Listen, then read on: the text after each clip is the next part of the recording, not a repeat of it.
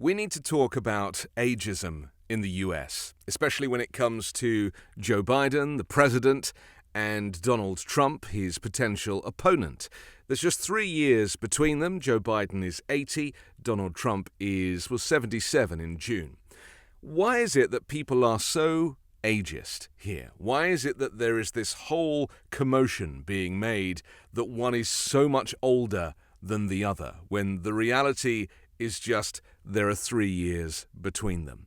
And why are people so willing to give up their freedom just because one candidate is 3 years older than the other? I mean, Donald Trump is an outspoken fascist. He promises to lock anybody up who's wronged him and pardon anyone who supports him.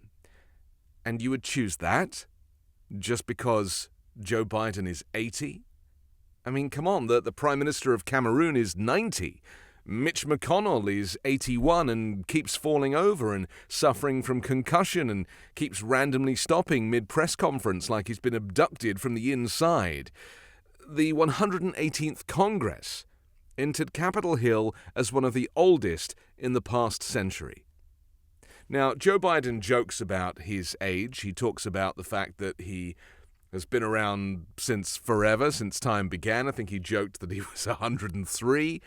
He gets it. He understands. He was able to, at a State of the Union speech, he was so incredibly lucid that he was able to criticize Republicans on the fly and come off script in a way that a man half his age would maybe have struggled.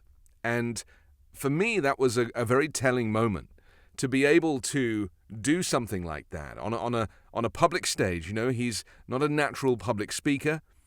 He was able to interject in his own speech. I'll show the clip. So, folks, as we all apparently agree, Social Security and Medicare is off the books now, right? They're not to be stopped. All right. I'm ready. We got unanimity.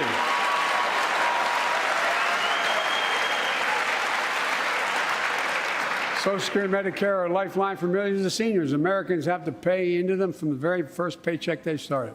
So tonight, let's all agree, and we apparently are, let's stand up for seniors.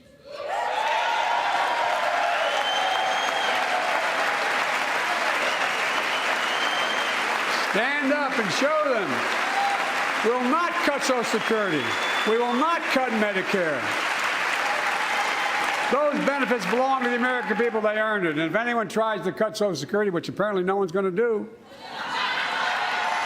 and if anyone tries to cut Medicare, I'll stop them. I'll veto it. And look, I'm not going to allow them to be taken away. Not today, not tomorrow, not ever. But apparently it's not going to be a problem. Next month, when I offer my fiscal plan, I ask my Republican friends to lay down their plan as well. I really mean it. Let's sit down together and discuss our mutual plans together. Let's do that.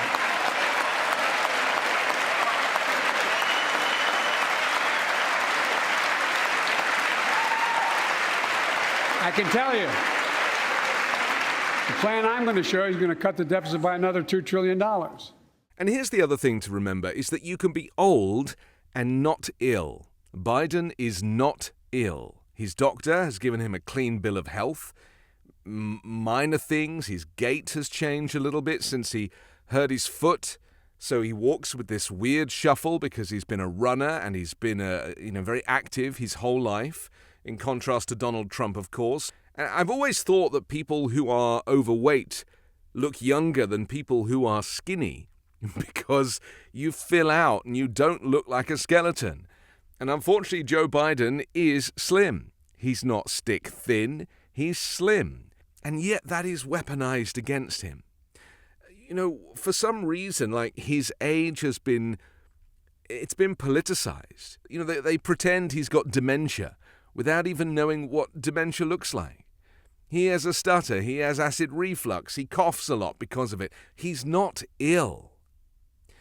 He's also not insane or a domestic terrorist. He doesn't incite violence against US citizens.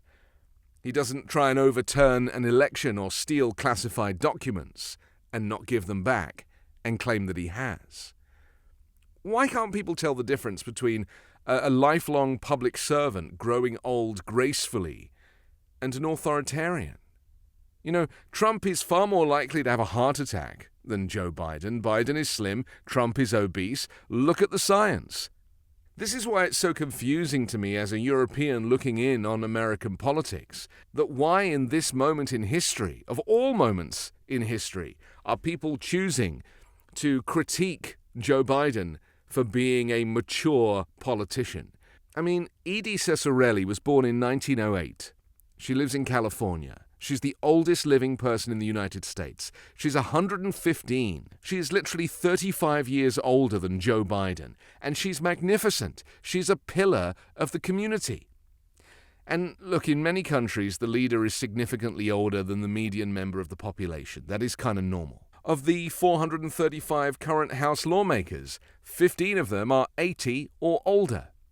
John Carter, Texas Republican, 82. Hal Rogers, Kentucky Republican, 85. Maxine Waters, California Democrat, 84. Nancy Pelosi, former Speaker of the House, one of the most respected people in American politics, 83.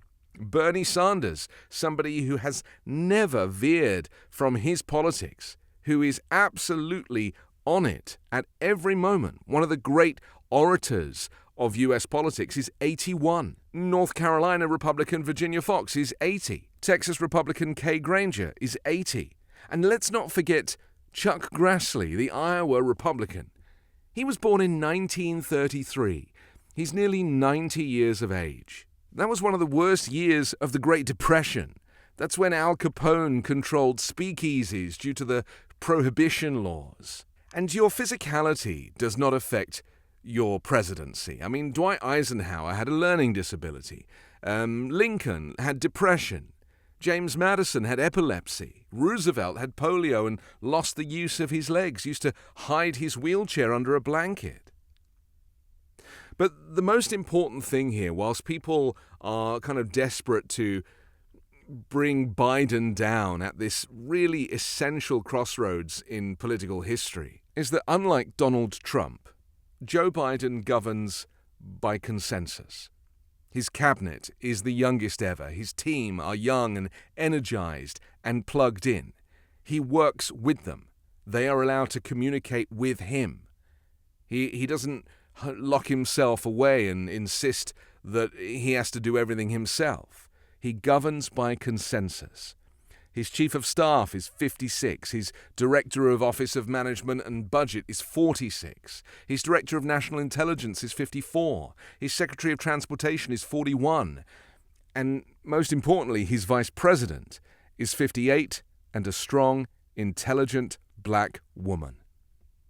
Now, in contrast, Donald Trump, who is at an unhealthy weight and is also nearly 80, surrounds himself with nobody. Even his lawyers get ignored. It's his way or the highway.